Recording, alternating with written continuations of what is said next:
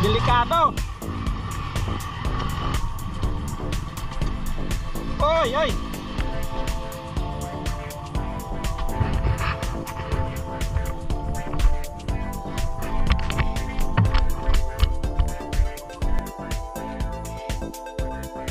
Yon, shout out sa mga mahilig mag-ride mga kabay. Ayan. Ang ganda ng mga kapaligiran natin, kulay verde, ganda ng simoy ng hangin mga kabay. Yun mga kabay, itong palusong na ito, sa unahan may ilog, dyan tayo tatawid. Ayan, yung ating mga kasama nasa hulihan. Ang ating tour guide ang nauna by Loloy. Yan, shout out sa mga Milano family mga kabay, napakabait na ating mga kaibigan. Yun, napagaganda ng bundok dun sa unahan mga kabay. Oh. Wow, dito talaga masabi mga kabay, masabi mo talagang wow, kasi ayan, makikita mo yung ilog na pagkalinaw mga kabay. Hindi natin alam kung malalim yan mga kabay. Yun, may naglaba pa dun mga kabay dun sa unahan. Yan yung ating tour guide. Bye, shout out bye, careful bye. Yan, malalim yata bye. Kaya, oh, basa na yung sapatos. Yun, akin din. Wow. Grabe. Wow, nakaka-excited talagang mag-ride pag mga ganitong lugar mga kabay ng probinsya, no? Oo, nandun na siya, nauna na. Tingnan natin yun, nasa likuran natin mga kabay. Atin hindi makahon. Oops, bye. Ayun, tingnan naman, oh, ang bilis yung rider. Tingnan natin sa likuran mga kabay, kasi yan, yung may dala ng baon mga kabay. Maraming ulam yung box na yan. Inang lulot ko namin sa tabi ng dagat mga kabay. Ops. Yan si bye. Careful bye. Mayroon kasi kasama namin, may sumamang anak mga kabay, bata. Yan. May dalang si Roland mga kabay, ay may dala ng kanin. Laging kanin ang baon yan. Shout out bye. Yan magkapatid yan mga kabay, may dala kasing bata, baka mahulog. Yun, ayos. Nakakatawid kami lahat mga kabay, napagagandang lugar dito, no? Wow, nakaigam tayo. Tapos may tao dito sa bandang kanan natin mga kabay, nag-aano ng mga buhangin, siguro gagawin semento yan. Yan, tao yan, yan, nagpapala mga kabay. Siguro daming isda dito sa daga ilog na to mga kabay. Yan pala mga kabay, nasa kabundukan na kami ng Lubo mga kabay, Lubo, Batangas. Dulo na tayo ng Batangas mga kabay. Ang kabila nito mga kabay ay tapat nito, malapit na ito sa Quezon Province yata, o tapat niyan Mindoro na mga kabay. Nag-uusap-usap muna. So, may nagtatanong yung ating kasama para malaman namin kung malapit na or malayo pa. Magpapahuli lang tayo mga kabay. Okay. Diba? Ayan, rough road mga kabay. Grabe, tagtag na motor namin, napapasubo yung sniper ko mga kabay dito. Tingnan mo naman mga kabay.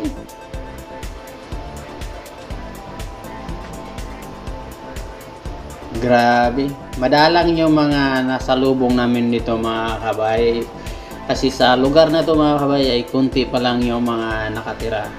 So biniyahe namin mula Maynila, nasa 3 oras na kami mga kabay bumabiyahe. So malayo-layo na rin yung narating namin, no? Iyan, So wala kaming mga kabahayan masyadong nadaanan dito mga kabay. So delikado dito dumaan siguro sa gabi dahil madilim, walang ilaw sa karsada mga kabay. So So kaya sinadya talaga namin na araw kami dumaan dito. Alright. Grabe na tong road trip na to mga kabay. Hindi lang to road trip kasi mga kabay, maliligo din talaga kami sa dagat.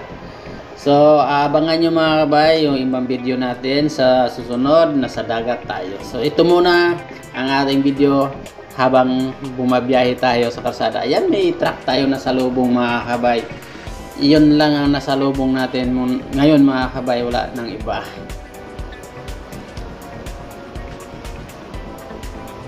Grabe yung kalsada. Wala pa kaming nadaan ng simento dito ang kalsada mga kabay. Ayan, may mga bahay na dito. Ayan. Yan na, masarap tumira dito mga kabay. Wala kang kapitbahay. Ayan.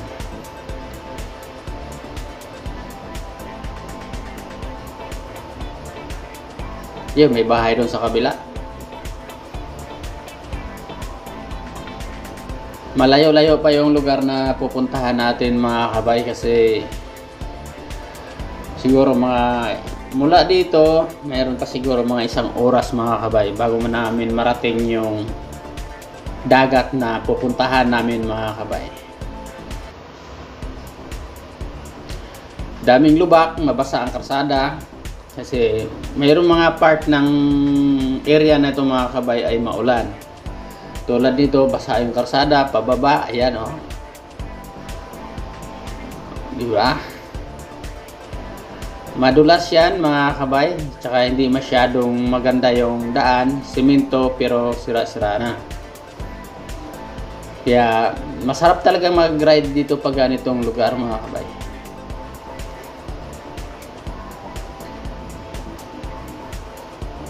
Ayun, ito yung mga kabay, yung tinatawag na parola. Yung ilaw mga kabay pa umiilaw sa gabi. Yung mga tinatandaan yata ng mga dumadaang barko, kung hindi ako nagkakamali.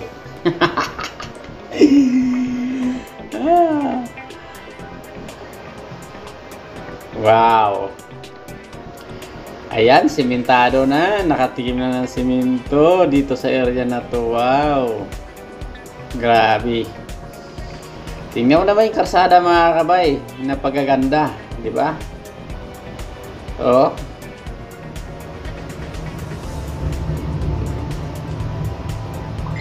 Mapasana all ka na lang talaga. Pero sa haba ng biniyahe namin mga kabay, ay sigurado mayroon na kami mga kasamahan ditong medyo pagod na. Kasi ako mga kabay ay ramdam ko na rin yung pagod, no? Sa haba ng biyahe. Pero pag natanaw mo yung mga karagatan mga kabay, tulad niya, no? Napagkaganda. Pero mayroon pa kaming lugar na puntahan na mas maganda pa. Ayan. Pinauna ko muna yung mga kasama. Tapos yan, putol na naman. Rough road na naman mga kabay. Sana hindi bumigay yung ating top box mga kabay kasi yung top box natin mga kabay ay sobrang bigat yung laman. Nandyan lahat yung mga gamit ko. Tapos siyempre dito sa unahan natin mayroon din tayong dala. Ako yung nagdala ng tangke ng lulutuan namin mga kabay kasi magluluto kami sa tabi ng dagat. Grabe na to. Yan, shout out sa mga mahilig mag-ride. Yung talaga gusto naming daanan, yung lugar na to dahil mahilig kami maggala sa bukid. Dahil namimiss namin, bawat isa namin, namimiss namin yung bukid mga kabay kasi kami magkasamahan dito mga kabay, laking probinsya talaga kami. Wow, di ba? Ganda no? May mga putik-putik pa. Ayan, salamat naman din mga kabay at wala rin kaming mga nadulas dito sa mga ganitong daan, wala pa. So madulas talaga mga kabay kasi yan, tingnan mo naman maraming tubig sa kalsada mga kabay. Hindi natin alam yan kung tayo pag-apak natin dito malaking butas pala at tayo ay nadulas. Sigurado ligo tayo sa tubig na yan mga kabay.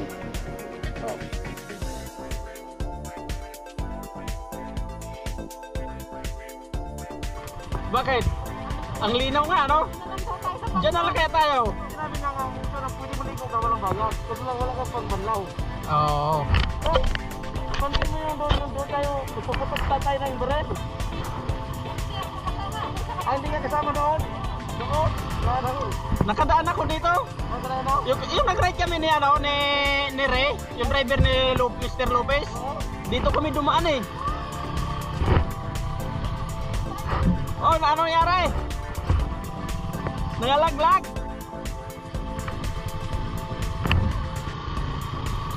Yon, shout out sa mga taga Lubo, Batangas, mga kabay. Ayan yung ating mga kasama. Dito, kumpleto kami. So, nasa ayos kaming biyahe. Hindi kami binigyan ng aberya. Thank you Lord. At ginaid mo kami sa aming biyahe. Kahit medyo malakas ang ulan, mga nadaanan namin. May mga parting maulan, may parting mainit, mga kabay. So, lagi kaming tanggal suot ng kapote, mga kabay, kasi umuulan nga. Yan, basa na rin yung ating sapatos. Kaya okay lang. Kasi dagat naman din yung pupuntahan natin. May mga tao sa probinsya. Alam niyo mga kabay, naalala ko lang sa tuwing dadaan ako sa ganitong mga kalsada, bukid, mga kabay, yung mga kabataan ko. Ito yung ganitong lugar yung madadaanan namin, yung pupunta kami doon sa Banmil, sa Negros, mga kabay, Bais. Alright, so pag tuwing Sabado, namimili kami ng mga ulam, pagkain doon sa ano, kasi tuwing Sabado lang yung palengke doon, mga kabay. Kaya yon ang naalala ko pag dumaan ako sa mga ganitong lugar. So matagal na ako hindi nakawin ng Dumaguete. Shout out sa taga Negros. Ayan, ngayon may nadaanan tayo rito, mga kabay, yung ano to sa Batangas, sa Petron hindi ko alam. So pag sumakay tayo ng Roro, mga kabay, mayroon na tayo nakikita mga umiilaw. So nalampasan na namin, mga kabay. Ngayon nasa dagat na tayo, nasa tabi na tayo ng coastal, mga kabay. Kung nakikita nyo, dagat yan, nasa area ng bandang kanan natin. Alright, so ang sarap mag-ride dito dahil medyo malamig yung hangin. Tsaka yan nakita mo ito. 5 oras pa? Baba. Sino ba sinundan mo? Ba't ang dumi ang ano mo? Sino na yung nasundan? Hindi, doon! Ang putik! Ano yun? Panubo ka!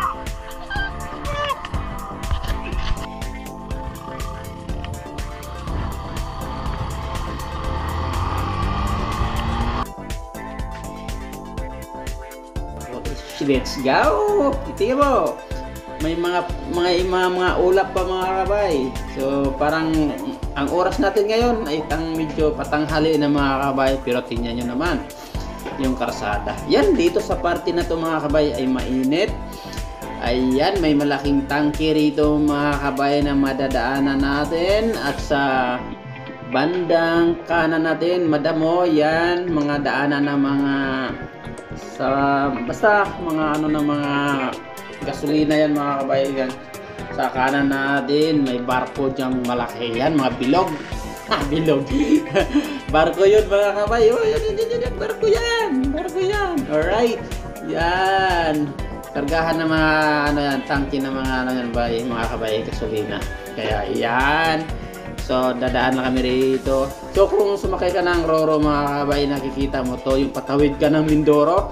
Alright, so yan ang nakikita namin, mga kabay, pag umuwi ng probinsya, Ngayon, mga kabay, dahil construction dito sa tabi ng coastal area, mga kabay, kaya medyo dandahan yung takbo namin. Tapos yung daan simentado, mga kabay, pero putik, so madulas yan. Napakaganda yung dagat, malinaw. So mahaba-haba pa yung biyahe namin, mga kabay. Wow! Ito ang dagat, mga kabay. Masarap maligo dyan. Tingnan nyo naman. May bus pang nadaanan natin, pero, mga kabay, malayo-layo pa yung lugar na pupuntahan namin. Grabe na to. Yan. Medyo tahimik yung dagat, mga kabay. Hindi masyadong maalon. Sana mga kabay ay yung mapuntahan namin hindi maalon para sa haba ng biyahe namin, pagdating namin doon mga kabay ay ma-enjoy namin yung pagliligo. Wow! Grabe! Ulan, init mga kabay, naranasan namin dito sa kalsada habang bumabiyahe kami sa haba ng biyahe namin. Iwan ko ba bakit tayo umikot? Hindi naman sana masyadong malayo yung pupuntahan namin mga kabay, pero umikot talaga kami para masilayan namin mga kabay yung mga kabundukan ng Lubo mga kabay. So dadaan pa kami yata ng bayan ng Lubo at kami mamimili ng mga isda doon at ihawin namin sa tabi ng dagat mga kabay. So abangan nyo sa next video natin. Andun nyo na makikita yung pag-iha namin at pagliligo namin. Yun mga kabay, yan! Grabe! Oh. So dalawa kami nauna mga kabay, sinusundan ko yung ating nagga-guide, si Loloy Bay, shoutout ng pagkabait na aking kaibigan. Yan.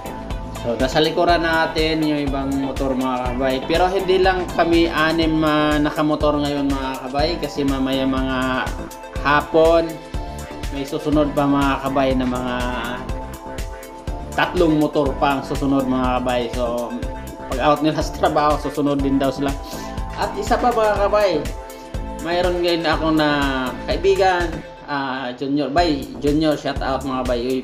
Page, yung page niya sa Facebook mga kabay, Junior. Ayan. Tingnan nyo doon, nandun yung mga video namin at sa dagat. Kasama ako doon. Shout out by. Maganda kasi yung camera niya mga kabay kasi naka 360 siya.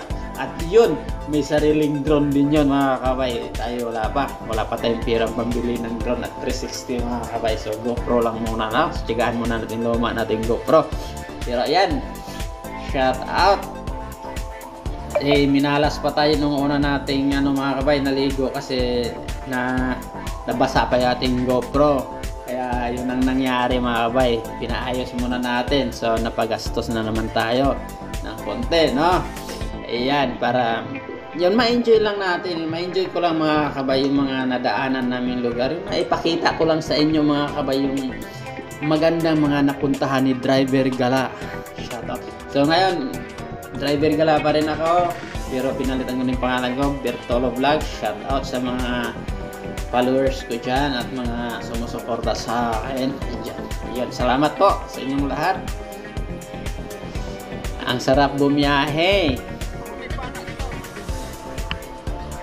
Medyo mainit na. O yun mga kabay, nasa Lubo palengke na kami mga kabay. Bibili kami dito ng isda. So hindi natin alam kung ayun, may bumili rin natin kaibigan ng mga mainom. May mga soft drinks, siyempre tagi ng dagat, hindi maiwasan minom din ng bumili rin mga kabay ng medyo pampainit ng katawan habang nasa dagat ka na. Diba? Alright, shout out sa mga kaibigan ko. Yan, biyahe na naman. Papunta na tayo na naman sa malayong lugar. Tingnan mo, ito yung magandang daan mga kabay, simentado, tsaka maganda yung panahon, walang ulan. Hindi natin alam mga kabay, doon sa bandang unahan na naman ay maulan. Kaya yun, ito kasi mga kabay, kaya ito ay simentado, nasa bandang na tayo mga kabay, no? Nasa area na tayo ng Lubo. So ito na naman ay medyo biak-biak na naman yung mga kasada, bay. Ayan, medyo palusong pa. Ayan, madulas, ay medyo mabilis yung ating sinusundan. Kaya yung mga nakasunod sa atin, medyo mabilis din, lubak. Ayan, no? Wow, umuntol yung motor natin mga kabay. Grabe. Yan, may mga nasa loob. Kaya pa?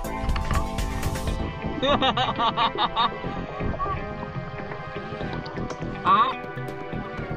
Malambot? Oo.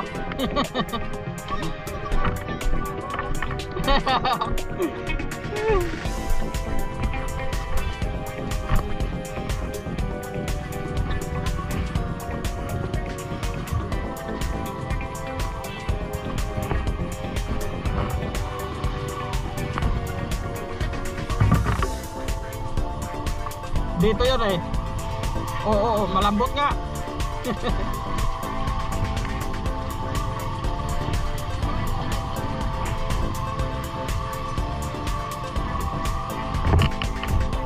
Uy, si Amber. Nawala.